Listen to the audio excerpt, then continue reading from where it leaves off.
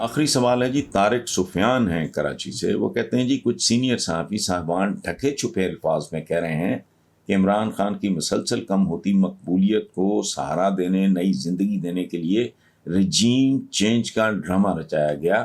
یعنی جو کچھ ہوا ایک منصوبے کے تحت تھا، اور اب اس منصوبے کے تحت ہی عمران خان دوبارہ بھرپور عوامی حمایت کے ساتھ حکومت میں آ جائیں گے. کیا آپ ان تجزیوں پہ کچھ کہنا چاہیں گے؟ دیکھیں، ہماری جو خوراک ہے نا بچپن میں سے شروع ہوتی ہے، وہ ہے سازش تھیوریز. فلاں نے سازش، فلاں نے سازش، فلاں نے سازش، فلاں نے سازش. اور بھائی تم کر لو.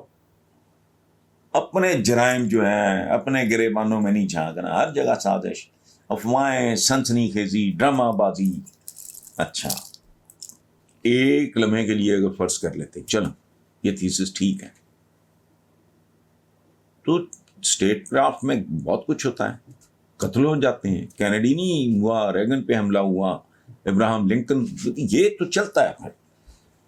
لیکن میں اس سے متفق نہیں ہوں، اور مجھے لگتا ہے کہ یہ کوشش ہے سنسنی خیزی اور وہی سودا سودا بیچنے کے لیے کسی بھی حد تک چلے جاتے ہیں ہم لوگ، جو افسوسناک ہے. ایک شعر سن لیں، آپ کو کہانی سمجھ آ جائے گی. یہ اس طرح کی شاعری ہے، اس طرح کی باتیں چھوڑنا نا منڈی میں، یہ اس طرح کی شاعری ہے. سنیں ذرا. خط کبوتر کس طرح لے جائے بام یار پر، خط کبوتر کس طرح لے جائے بام یار پر کترنے کو لگی ہیں کینچیاں دیوار پر. یہ اس زمانے کا شاعر ہے جب رکے چکے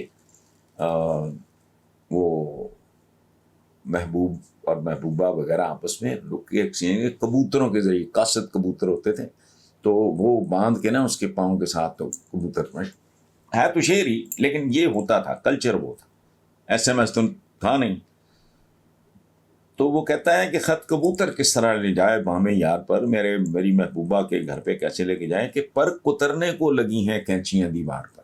یہ ذرا اندازہ لگائیں ان بے وقوفوں کے دھیان کدھر کدھر جاتے ہیں. جواب پھر شاعر خود ہی دیتا ہے، خط کبوتر اس طرح لے جائے بام یار تک، بام یار پر، خط کبوتر اس طرح لے جائے بام یار پر، خط کا مضموں ہو پرو پہ، پر کٹیں دیوار پر. پر اگر دیوار پہ کھینچیاں لگی ہوئی کٹ بھی جائیں گے تو جو آپ نے رکا لکھنا ہے نا محبوبہ کو یا محبوب کو، وہ آپ پروں پہ لکھ دیں. جب پر کٹیں گے وہ پروں کو جوڑ کے بڑی اسٹوپڈ. شاعر تو بیوقوف ہوتے ہیں، ہمارا بھی یہی حال ہے. دوسرا آپشن یہ ہے کہ ہر طرح کے احساس سے کمتری کو بالائے طاق رکھتے ہوئے کوئی چھوٹا موٹا چند ہزار سے شروع ہونے والا سائیڈ بزنس کر لیں. اس کی وجہ ہے، میں آپ کا اپنا ذاتی تجربہ شیئر کر رہا ہوں. بظاہر معمولی کاموں میں مارجن آف پروفٹ بہت زیادہ ہوتا ہے. آپ بے شمار چیزیں جو بازار سے خریدتے ہو، چاہے وہ دہی بھلوں کی پلیٹ ہو، چاہے وہ ایک شامی کباب ہو، اور وٹ ایور، کبھی اس کو تھوڑے ذرا بڑے اسکیل پہ، گھر میں تو ظاہر ہے شامی کباب 10 15 20 بن جائیں گے. آپ ذرا زیادہ 50 بنا کے ورک آؤٹ کرو، پھر کمپیئر کرو کہ جب آپ خریدنے جاتے ہو کتنے میں ملتا ہے. یہ بیکریز میں اس طرح کی چیزیں بے شمار. اس کے لیے میں آپ کو ایک ذاتی مثال دیتا ہوں.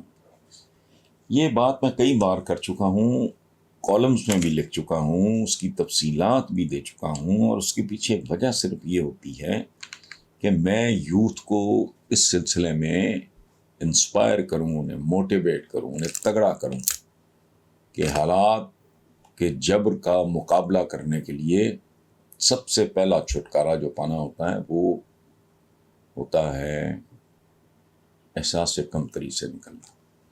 چھوٹا بڑا کام کوئی نہیں ہوتا.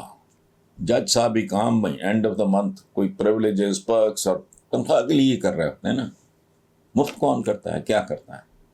جن کو ہم مقدس پیشے کہتے ہیں ان کا بیک گراؤنڈ اور ہے. ٹیچر سارا دن جو مغز کھپائی کرتا ہے، یا لیکچرر یا پروفیسر، وہ کائی کے لیے کر رہا ہوتا ہے. تو اگر باٹم لائن چند لاکھ چند ہزار روپے کمانے کا ہی ہے تو پھر کون سا کام اچھا اور برا؟ برے کام اور طرح کے ہوتے ہیں.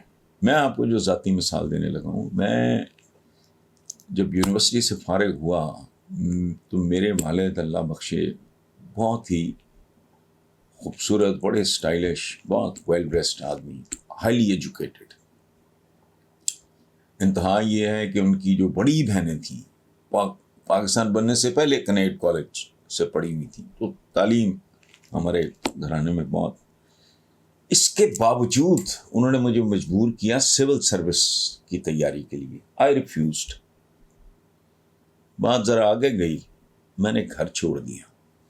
پنجاب یونیورسٹی کے ہاسٹل نمبر 1 میں رہتا تھا, اور وہاں گیا تھا as an under graduate owner student.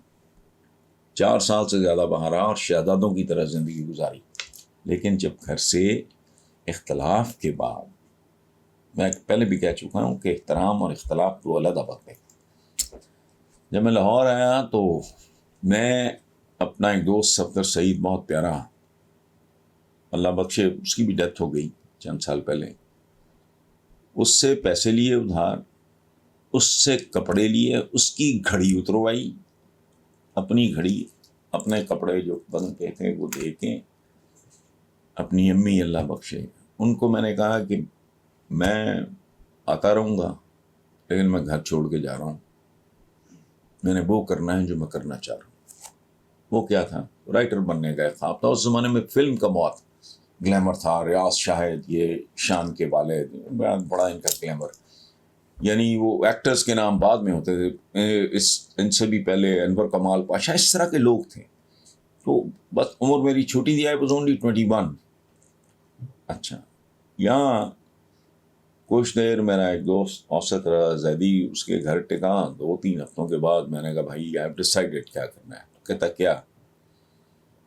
میں نے کہا ماڈل ٹاؤن میں, ماڈل ٹاؤن اڈا کہلاتا تھا اس وقت, جہاں جیلانی پارک ہے آج. یہ پچھلے دنوں میرے وہ دوست بھی شامل تھے اس پروگرام میں جو کیا کسی پرائیویٹ چینل نے.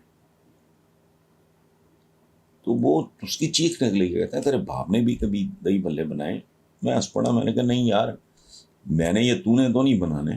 یہاں کوئی سرونٹ کوارٹر میں لوں گا رینٹ پہ, وہی لیا, اس میں ساری تیاری, کاریگر ڈھونڈا دہی بھلوں کا, چھوٹے ووٹے وہ اپنے ساتھ لے آیا, ساتھ مل کے کام کرتا ہے. شام کو ریڈی لگتی تھی کہاں؟ ماڈل ٹاؤن اڈے پہ. اب چونکہ ماڈل ٹاؤن میں بہت سارے نئے لوگ آ گئے ہیں, ورنہ ماڈل ٹاؤن کے ہر بندے کو پتا تھا. اور گھروں کے دروازے کھول گئے تو کوئی اسٹرینج, میری مثالیں گھروں میں دی جانے لگیں. ینگ بوائے, پڑھا لکھا لڑکا, لائنیں لگ گئیں لوگوں کی, اپنی مثال. لیکن وہ پھر ہلکا ارباب ذوق میں نے ایک نظم پڑھی. سرور سکھیرا صاحب وہاں موجود تھے, میں تو نہیں ان کو جانتا تھا, وہ انگلینڈ سے آئے تھے, نئے وہ دھنکنے college offered me a job. اور آپ یقین کرو میں اس سے کئی گنا زیادہ کما رہا تھا دہی بھلوں میں. لیکن چونکہ وہ میرا مستقبل, میں تو کچھ اور بننے کے لیے گھر. میگزین کا جاب میں نے اس لیے ایکسیپٹ کیا کہ مجھے فلم میں گھسنے کے لیے بطور رائٹر آسانی ہوگی. سو ہمت کریں, نیور گیو اپ, رستہ نکل آئے گا. آپ رستہ بنانے قدرت مدد کرتی ہے. دیکھیں یہ جو کہتے ہیں نا کہ رب العالمین جو رازق ہے, خالق و مالک و رازق ہے, وہ کیڑے کو پتھر میں بھی رزق دیتا ہے. تھوڑی سی ہمت کی ضرورت ہے. کنسلٹ کریں اپنے ارد گرد کو آپ کی فرینڈس ہوں گی, کو اپنی والدہ سے, یا جو بھی آپ کے ارد گرد لوگ ہیں, کہ what is that I can. ہمارے اپنے یہ پوش لوکیلٹی ہے, مہنگی ہے.